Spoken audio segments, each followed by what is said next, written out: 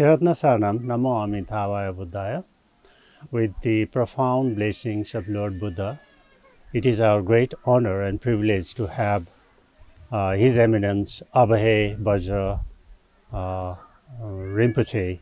He comes from the Shakya tradition of Himalayan Buddhism, and he is the younger brother of Abhaya Vajra Rinpoche.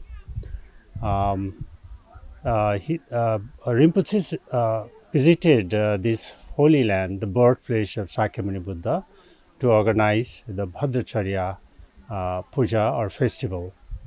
And it was started last 6 years ago, and this is the third Bhadracharya festival. Rinpoche, thank you for your, we are grateful to you for having your precious time given to the Bodhi television. And shall we ask some questions to you, Rinpoche? Rinpoche, the Bhadracharya festival, I think, started already. It's been 6 years, and this has been established as one of the prominent Mahayana activities or festival in the birthplace of Buddha. So, could you please kindly highlight about this puja or festival? Well, before Abhaya Rinpoche,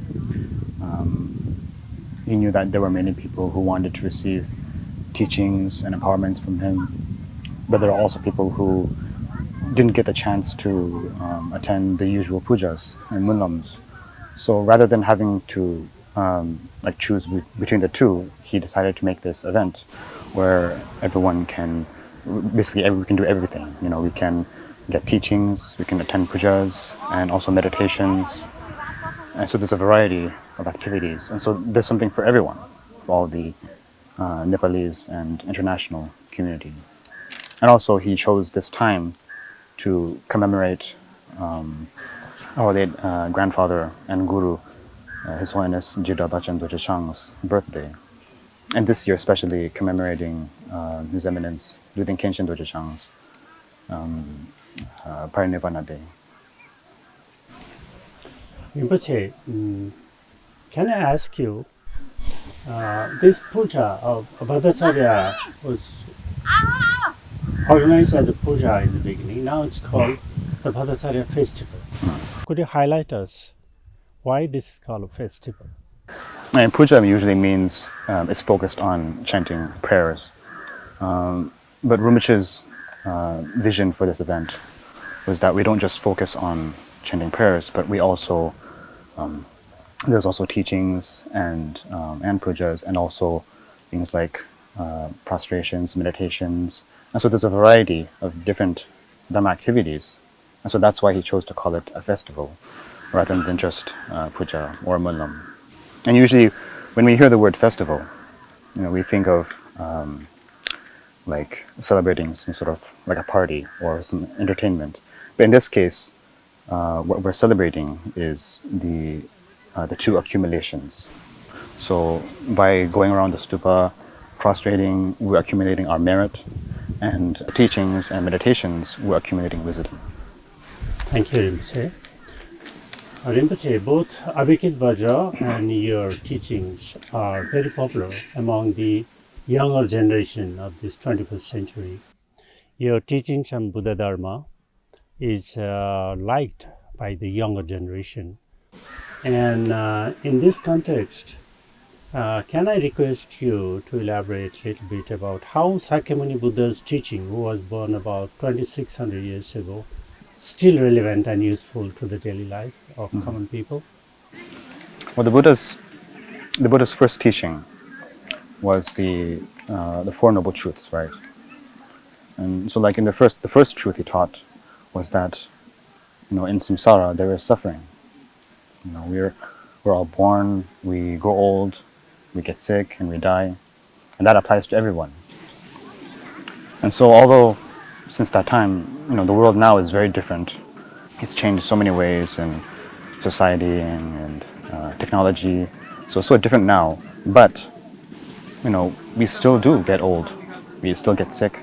People still do die. So that's still the same. And so I would think that the rest of his teachings would still apply. That there is a cause of all this suffering, and that there is a cessation to it. We can put an end to it. And if we follow the path that he showed, to train the mind, to be mindful of our body, speech, and mind, be loving towards others, and create good karma, then we can see for ourselves that the Dharma is still, it can help us and others in this life and help us to achieve the ultimate goal of liberation. So I feel that basically, as long as sentient beings are in suffering, Buddhism will always be relevant. And if anything, I would think that, in this day and age, with technology, it's so advanced, so we have so much more access to it. We can read so many sutras and shastras in just our small phone. So it's good to be mindful of how we utilize technology to our advantage. Thank you, Rinpoche. Rinpoche, could you also highlight this Padacharya festival is liked by many people, not only from around Lumbini, but from other people who visit here and those who particularly come to attend this festival, because this puja and other activities of the Bodhicharya festival, anybody can participate and receive the precious teachings of Buddha, not only the lamas and monks. And in this context, do you have any other future plan that of similar future plans and activities, so that this holy land, the birthplace of Buddha, this will be more vibrant with spiritual and other activities here? Well, Rinpoche has, of course, been requested to continue this event, and also in the future to hopefully make it longer so that there's more teachings and activities. So, we will try our best in the future to continue and also make this festival bigger for the whole community. Rinpoche, you know that Kathmandu Valley has been a very important Vajrayana center of practice till probably 13th century. There had been many great masters, the Newar Vajracharyas, like Hunkar Vajra, where Guru Rinpoche came and accepted him as a teacher. And then there were Pendapa and Chitharpa. Guru Marpa accepted them as the teachers. But later on, due to political reasons, due to various rulers, the Vajrayana could not continue like it used to continue till 13th century. So gradually the local inhabitants, the indigenous Buddhist community of Kathmandu, the Newar Buddhists, started to take it that Mahayana part practiced in Himalayan region, we call it Bhot, and then the Mahayana part that is practiced by the Newar Buddhists here is different. This is the Vajrayana in Kathmandu Valley and Mahayana in the Himalayan region. So there is some kind of a misconception. Could you please highlight on that? Well, in Tibetan Buddhism, when we practice, like when we study the Sutrayana level teachings, it's all based on the teachings of what we call the Nalanda tradition. And also when we study and practice Vajrayana, that all also comes from the ancient Nepali and Indian masters and Mahasiddhas. Like in the Sakya tradition, especially, our core practices are all originate from the likes of Virupa and Naropa, Bhamasambhava, and so many others. And so usually we call it Tibetan Buddhism, but really it all originates, everything we learn and practice originates from the ancient Indian and Nepali masters. Thank you, Rinpoche. So you mean there's no difference? Right. Both Vajrayana practice comes from the same root. Right. Thank you, Rinpoche. So Rinpoche, this word Sakya, that you come from the glorious tradition of Sakya, that we are all followers. Right. And there are also Shakyas here in Kathmandu. Is this related or You mean the newer Shakyas? Shakya? I think, well, the word Sakya, Yeah. it's a Tibetan word. It's based on the land where it was first established, Pagang Chimo. It's called Sakya because Sa means land or earth. Kya means gray. So because in the past it was named after how it looked, a gray earth. Looked. That's why it's called Sakya. I think in Nepali it's called Shakya, is it? Is it Sakya. Sakya, okay. Sakya. I think it might be different. Different. Okay, thank you for this. So, Rinpoche, this Padacharya festival, I heard that from next year it will be longer, like you mentioned that Oh, it we're will be hoping. longer, elaborated. So, is there any plan to include some other activities rather than just the rituals in the festival, directly involving the communities here? I'm not so sure about that's Rinpoche's plans. Okay. I'm not so sure. But we do hope to, we're Yeah. trying to make it Yeah. longer and more activities. All right, to conclude with Rinpoche, we are very grateful for your precious time. So would you like to say something to the Nepali community from your behalf? I think the most important thing to keep in mind, and really the most beneficial thing for us and others, is, as always, to keep bodhicitta. Because bodhicitta really, it's not just the aspiration for wanting to help others and wanting others to be free from suffering, but it's also engaging in the path to achieve it.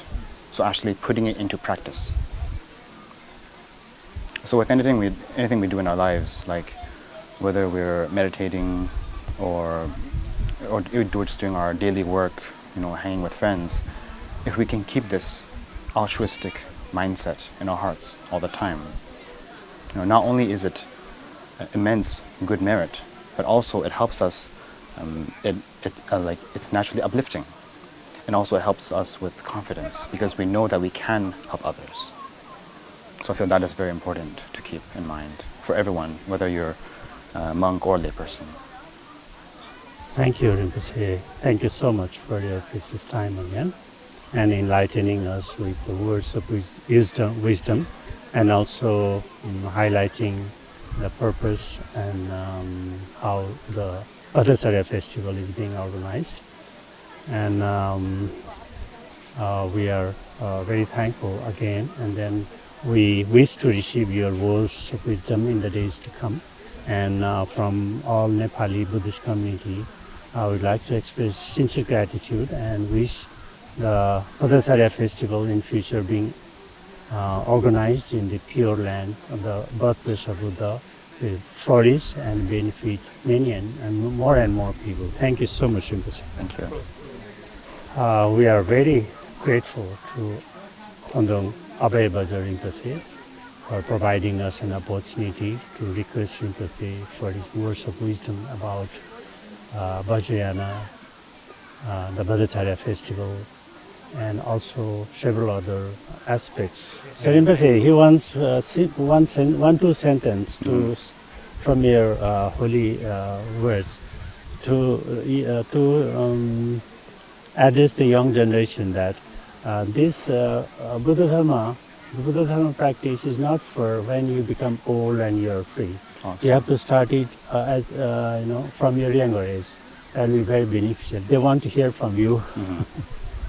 Oh yeah, of course. It's not just for old, for any kind of age. It's open for anybody really. And the whole thing about Buddhism is that, like I said before, the Buddha taught it as a sort of a way to deal with what we go through in life. In samsara there is suffering, he taught. And everybody, whatever age you are, we all go through hardships in our lives, whether it's physical or even mental. And Buddhism, the Dharma, has all the means to help and to deal with the suffering. Thank you. And And today, during the empowerment also, His Eminence Abhaya Vajra Rinpoche mentioned us how the empowerment, the initiation or empowerment is being transmitted from the unbroken lineage right from the time of Buddha. So we are very, very grateful and fortunate enough to have Rinpoches like him, the Abhaya Vajra Rinpoche, Abhaya Vajra Rinpoche, who are young and dynamic, has such a profound teaching that is seriously taken by not only by the elder generation but the younger generation also. We have aspirations to meet Rinpoche again and have the opportunity to speak with him in future also. Bhavatu Shabha Mangalam.